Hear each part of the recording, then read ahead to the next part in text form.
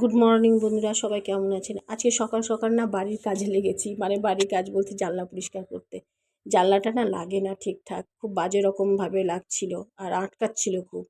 ভাবলাম কেন এরকম হচ্ছে, দেখলাম অনেকগুলো নোংরা জমে আছে ফাঁকগুলোতে, মানে সিমেন্ট বালি পাশে সিমেন্ট বালির কাজ হয়েছে, সেই সিমেন্ট বালিগুলোতেই পড়ে জানলাটা নোংরা হয়ে গেছে। এগুলো কাজ তো সব আমাকেই করতে হয়, বাড়ির এটা পরিষ্কার ওটা পরিষ্কার, এগুলো সব কিছু কিছু ছেলেদের কাজ আমি করি। তো যাই হোক, কোনো ব্যাপার না, করে নিই। এবার চলে এলাম রান্নাঘরে এসে দেখি যে কি রান্না করব। দেখলাম যে পনির আছে আর অল্প একটু ছানাও ছিল। তো প্রত্যেকদিন তো এটা ওটা করি, ছানা শুধু কাজু দিয়ে আর কিশমিশ দিয়ে করি। আজকে ভাবলাম যে সজনে আলু দিয়ে রেসিপিটা করি। তো সজনে আলুটাকে ভালো করে সেদ্ধ করলাম।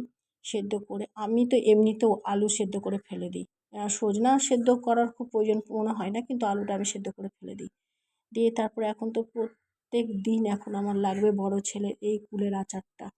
তো একদিন করলে 3 দিন হয়ে যায়। তারপরে যখন কুলের সময় শেষ হয়ে যায়, তখন আবার আর কিছু বলে না। কিন্তু কুল যতদিন থাকবে ততদিন আমাকে বলবে, মা কুলের আচার করো, মা কুলের আচার করো।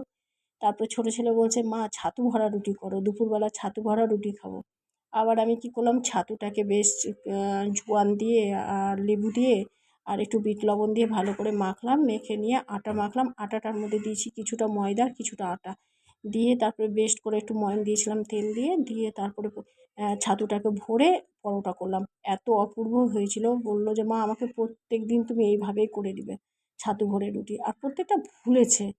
আর আমার না ওই যে লোহার তাওয়াটা, সেটা কিন্তু খুব হয়ে গেছে, পাতলা হয়ে গেছে।